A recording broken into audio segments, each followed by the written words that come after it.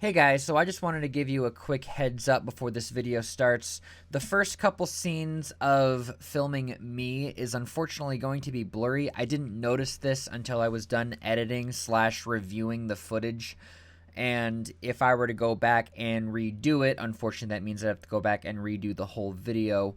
Most of this video is gameplay footage anyways, so I figured just a couple blurry scenes wouldn't be that big of a deal, because it does get better later on down the line. But yeah, I just wanted to give you guys that quick heads up. Alright, please enjoy the video. The following content in this video is rated M for mature. And what does that mean? I don't know. Don't let your parents know you're watching? I don't know, I'm not your babysitter. So viewer discretion is advised. But hey, my lips are sealed. Just don't blame me if you get caught. February. A time of love, passion, and then realizing you have commitment issues, so you run from the monster in your nightmare that could either be your giant lover or just a giant ass. Let's have some fun. No thanks, I'm good. For the month of February, I wanted to play a game that kind of revolved around these subjects. So I decided on Catherine. Now, from first looking at this box, your first reaction might be an uncomfortable one. No filter, just straight looks like hentai. And then you look at the re-release full body, which kind of looks a little more tame. Still not something you want your girlfriend catching you playing.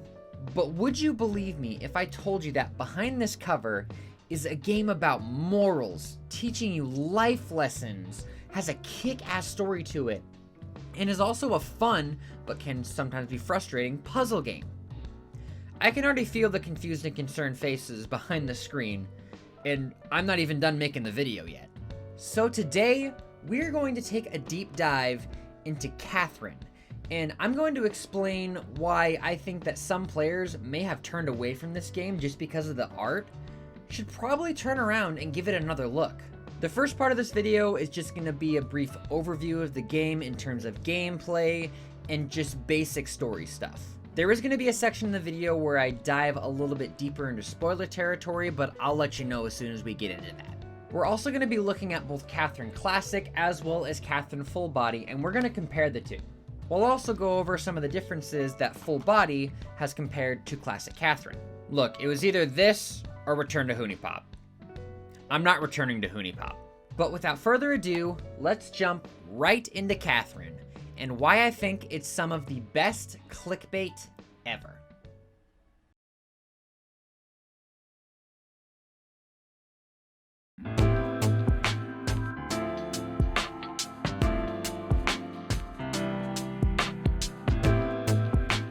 Catherine, made by Atlas, was released in 2011 as a sort of tech demo for Persona 5. The popularity of this title supposedly was surprising to Atlas, causing them to release Full Body in 2019. The first time I saw this game was when I was in high school.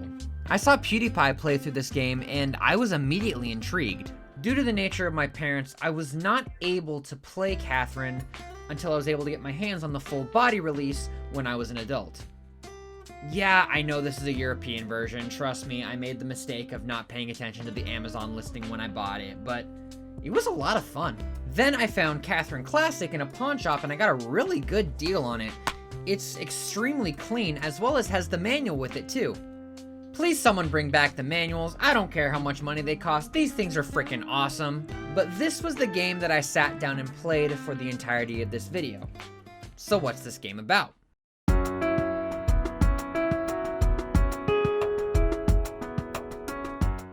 32-year-old Vincent Brooks is in a relationship with his longtime girlfriend, Catherine. When she starts talking about marriage, Vincent realizes he has commitment issues and begins to panic. While drinking at the bar, the Stray Sheep, he meets a girl named Catherine. Yes, this is how this game goes, bear with me. She is clearly more carefree and seductive and ends up going home with Vincent while he's in his drunken state. Now in the middle of a messy affair, he tries to find a way out of his affair and hide it from his girlfriend, Catherine. Okay, wait, hold on. Catherine is his girlfriend, and Catherine is his mistress.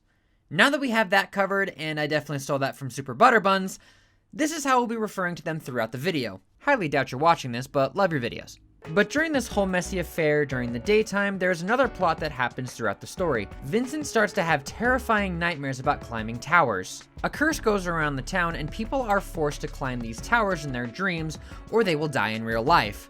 Like some fucked insomniac SAO shit. Unfortunately, people don't remember the dreams in the real world, so the story constantly flips back and forth. It honestly helps the pace of the story. The game isn't super long, but the constant switch keeps the mystery going as more people get affected by the nightmares. The story is fairly straightforward, but the ending entirely depends on your choices that you make in the game, which I'll get to in a second. It definitely gives the vibe of a romantic horror with supernatural elements involved. What makes it even cooler is that the whole thing is broadcasted as a TV show called The Golden Playhouse, hosted by the Midnight Venus, Trisha. By God, how do you maintain that hair? Either you have some strong shoulders or you are some sort of god. I won't get into that. But it gives you even more of an immersion that the player is controlling the action as you change Vincent's fate. But at this point, it'd be best to just get into the gameplay.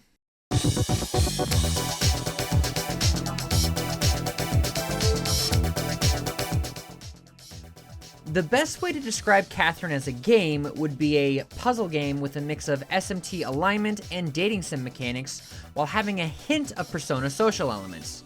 Yes, that was a lot, but let me explain. Let's start with the nightmares. The puzzle aspect of this game comes from Vincent having to climb these towers. This is where most of the gameplay in this game will take place. You climb a tower of blocks. Each of these blocks can be moved to your leisure to help you climb to the top. As long as a block is connected by an edge, which you will always know if it is, it will lock in place and stay there. In terms of blocks, there are multiple types of blocks. Normal blocks, heavy blocks, ice blocks, blocks that threaten your life,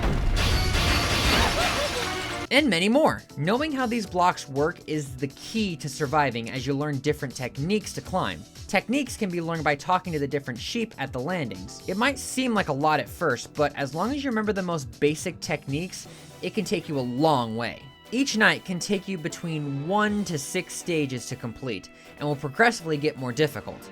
To the point where I thought I was doing good, and then I had to look up a guide to get me started.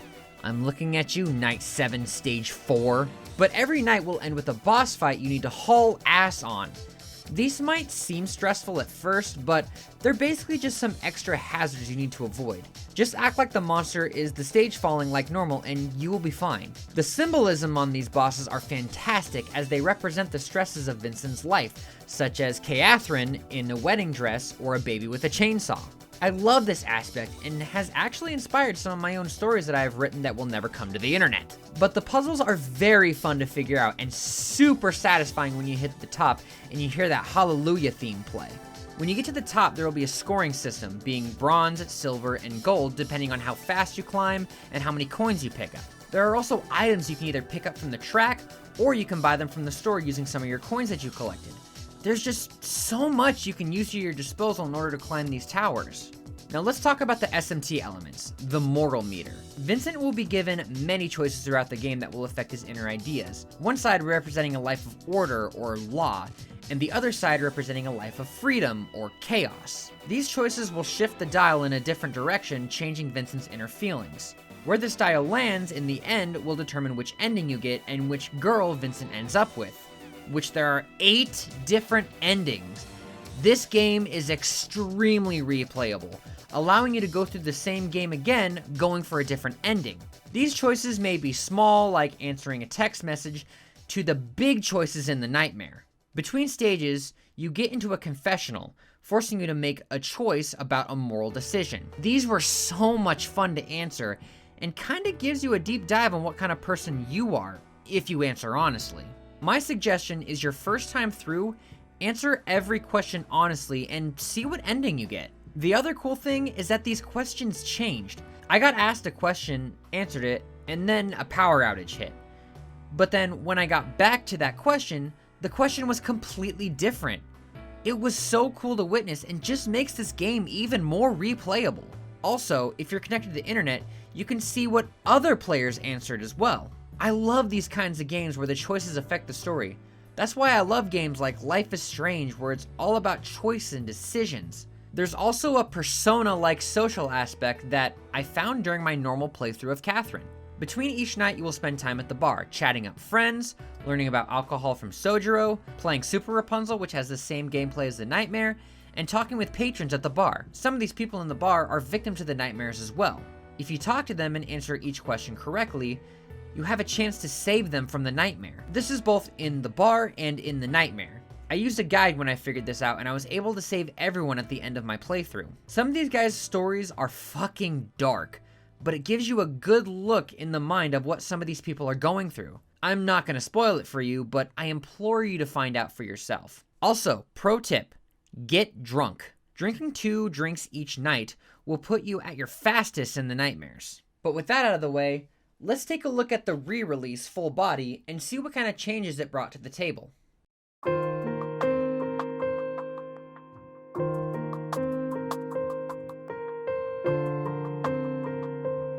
Let's start with the obvious, the new character... Catherine? I'm not sure about the spelling, but, that's the name I remember. God damn it, they're really pushing this one, aren't they? She is the 3rd potential love interest in the story. She joins the cast early in the story, and you will immediately see the changes. Now, looking at this as someone who has seen and played the original Catherine first, she can seem a little forced upon you. But after taking a second look, I think she fits in just fine. She acts as a sort of best friend role who kind of stands in the middle of Catherine and Catherine, telling Vincent that no one should tell him how to live his life. I think Rin is a great character. I'm gonna go over some more of her characteristics and her ending in more detail in the spoiler section of this video. Speaking of endings, Full Body adds 5 new endings to the story. 3 for Rin and 2 additional endings for both Catherine and Catherine. The very first ending I ever got was the alternative ending for Catherine, which I can't determine if it's a good or a bad ending. But I basically got the same result in Classics, so I'm not destined for love apparently. They also add additional cutscenes for both Kay and Catherine to give a little more depth to their character. I think this was an amazing addition because in the original game, Catherine felt a little more forced upon since Catherine felt like she was just kind of a stuck-up bitch. But actually getting to know her made her my preferred choice in the game. There are also 2 new sheep you can attempt to rescue from the Nightmare world. They're just as easy as long as you talk to them every chance you get. They don't show up in the bar though, so save your stress. Let's blast through the gameplay changes real quick. Most of the puzzles were the same as far as I can tell, but they added a new difficulty called Safety Mode, where if the player just cares about the story, like someone who has already played through the game once and just needs the story bits from the re-release to make a video, it can autoplay the game or you can just completely skip the puzzles. Quick pause for a second here, Jonah. If you ever watch this video, enjoy your tainted victory for now. Don't think I've forgotten about you autoing every single level your first time through. Have fun playing Classic where that doesn't exist, you son of a bitch. They also added a remix mode where you can spice the game up a little bit with these connected blocks. Basically to give yourself more of a challenge if you've already played Classic. Items have been given new properties, and some of the questions have been changed. They also added this Coliseum mode that also has multiplayer where you can race your friends at the top. There's also this additional section called Babel, which was also in Classic, but if you clear that portion in this version, you'll get a secret ending with Trisha. Also going back to Trisha real quickly, how do you maintain this hairdo? You can also climb as Joker from Persona 5, which is pretty freaking sweet as long as you have the DLC. Last but not least, the graphics have been updated as well. Personally, I think Classic looks a little better, but that's just my opinion. There's so much to talk about with Full Body, and it was a great re-release. Now, if you ask me which version would be better to play, honestly, it's hard to say. I think both versions are great in their own way, and just because it doesn't have as much content as Full Body, I think Classic is still a great experience and should be played by any fan. Here's the thing though. I know some people want me to address some stuff about Rin and how I feel about it. I do have some thoughts about Rin's endings that I do want to get out there. So before we go on, from this point on, it's going to be major story spoilers for Rin's endings. There's a timestamp right here if you want to skip to that part of the video. Anything that I say in this portion of the video does not reflect my views on any subjects that I talk about in this video. Everything that I say here pertains to the game and the story itself, not about the subject matter. So, let's talk about Rin for a second.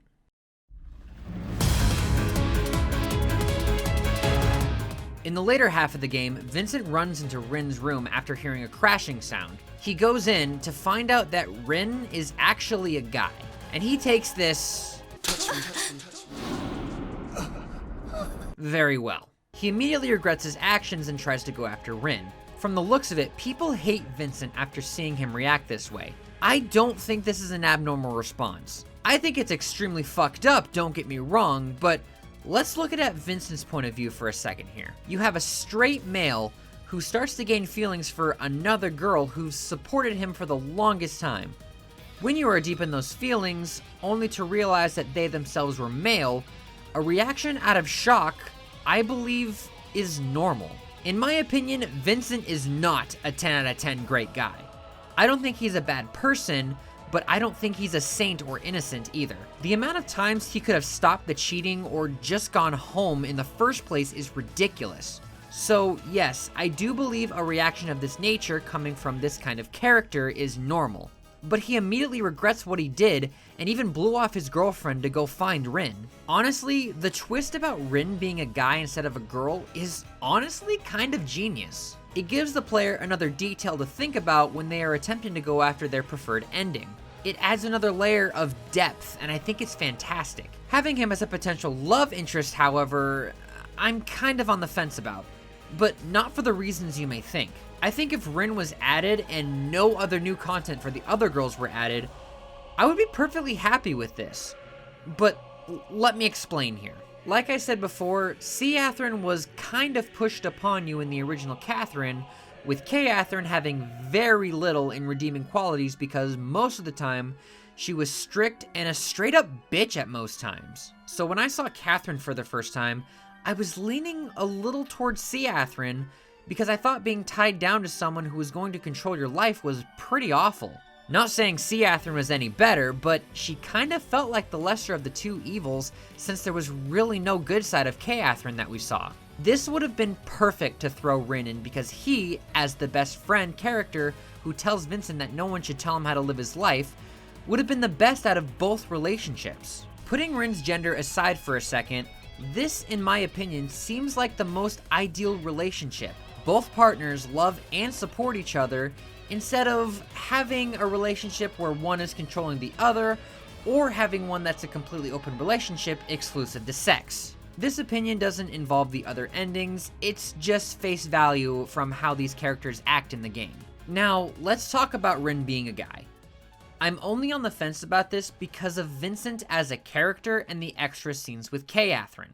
I'm only pointing to her because the extra scenes with C. Athrun is literally just Vincent getting seduced in the bathroom or the stray sheep. K. Athrun's extra scenes help develop her character and show more scenes of her and Vincent's loving relationship. Obviously, some shit happened later down the line, but seeing these scenes and how much he loves K. Athrun makes it hard for me to accept that he also likes men. You also see it when he's interacting with C. Athrun as well. When she's either seducing him or sending him photos, he gets flustered. Secretly deep down, he's enjoying it. No matter how much he denies it, he doesn't stop the cheating because he likes the attention. Biggest reason why I say this is from personal experience. I have never cheated once in my life. God only knows what my girlfriend will do to me if I do. But I've been in situations where someone has given me constant attention in my downtimes and I didn't stop it. Mostly at the time, I thought it was a way to let off steam, but it just made me feel worse in the end. It was a small band-aid instead of a full-on fix. But I'm gonna stop there before it gets too personal. My point is, there's no good evidence of Vincent being bisexual, except for when he officially decides to go after Rin. This is why I have a hard time accepting this ending. But there's one way that I can make this work, and it's the kanji situation. Slight spoiler warning for Persona 4. Kanji Tatsumi is a tough guy who likes sewing and painting and other things that, according to society, aren't manly. His dungeon in the game makes it look like he is actually homosexual. Girls judged him for liking the things he wants to like, therefore making him scared of girls. His shadow blows his whole situation out of the water by saying that men are better. They never say those awful, degrading things. In the end, you find out that it wasn't a fact of liking men or women, it was the fact of being scared of rejection, that no one would accept him for who he is. I can sort of connect this case to Vincent in a way, not only because they are played by the same voice actor, but because of the concept of both girls trying to control him and judge him for what he does. So, he turns to his best friend in this situation and doesn't care anymore. Rin supports him no matter what. Rin lifts him up instead of dragging him down. So, he doesn't care if it's male or female. If you love someone, gender doesn't matter, right? As long as you put yourself in a situation that makes you happy, who gives a shit? Was it the best way to pull it off? Probably not. But regardless, I still got the message of what was trying to be said. I think Rin is a great character and perfect for the story, but the execution of her ending based off of the additional evidence from the new scenes kind of makes it hard for me to want to go for this ending. I've rambled on for a while, but there's one thing I want to cover before I go, and it's how different Rin's finale is compared to the original finale. First off, Johnny fucking slugs the shit out of Vincent after his confession, and it's fucking fantastic. Not gonna lie, he kinda deserved it. Love Rin. I know. The fuck, Johnny? Sorry, that just pissed me off. You may be my friend, but so is Catherine. You access Rin's ending by answering some questions in the nightmare about being more open about relationships. These answers crack the morale meter. Once you make your confession about wanting to be with Rin, you get entirely new cutscenes. The nightmares will ask you different questions, causing a flower to bloom. This symbolizes Vincent growing as a person. Depending on if you get the flower to fully bloom, will determine whether or not you get the good ending. Regardless, the next cutscenes get altered extremely. Boss gets revealed extremely early after you break it off with Catherine, in a scene that makes it look like she's the big boss behind it all, which isn't right. You climb the final nightmare with Rin instead of Catherine after a bloody murder scene happens with both C and Catherine. Finally, the original boss reveal turns, instead of Vincent going crazy about Catherine supposedly not existing, to just only focus on saving Rin. At this point, stopping the nightmare only seems like a secondary goal. Unlike the original ending, where it seems like his goal is to stop the nightmares because of what Boss did to him. This is definitely not an ending that players should go for on their first playthrough. The flow of this alternate ending just feels off. With the early boss reveal and the change in motive, the story feels like it's turning more away from stopping the nightmares and just wanting to be with Rin, unlike the original ending where Vincent realizes Boss is doing all of this to him and putting his relationships in jeopardy, causing him to want to stop the nightmares, which is the point of the story. Knowing all of this, it won't be an ending that I go for anymore besides to get the trophies. So, to sum this whole life story up, I think Rin is a great character and plot device as a way to get out of both toxic relationships. Also, I think Rin being revealed as a guy is a clever way to make this route interesting and bring a message to this game. But based on Vincent as a character, as well as how it utterly changes the flow of the endings, are the biggest reasons on why I won't go out of my way to get these endings in a casual playthrough.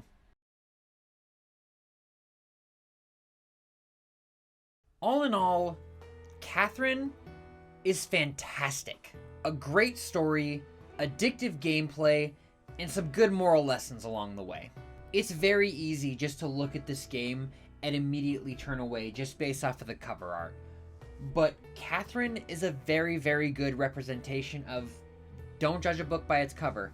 It's the content is what matters. Honestly, either version is a great way to experience this game, because this game I would recommend to anyone. Obviously when you're of age, but these games deserve an honest to God chance. I never regretted any time that I put into Catherine, because it's just such an amazing game. It's got an awesome story. It teaches you a lot of lessons, and I just can't recommend this game enough. So for those of you who have seen it on a game shelf, or seen it in a pawn shop, or somewhere and have immediately turned away because of the cover art, turn right back around. Give it a chance. Because I promise you, you won't regret it. Once you finally give this game a second glance, you will understand why so many people cherish it to this day.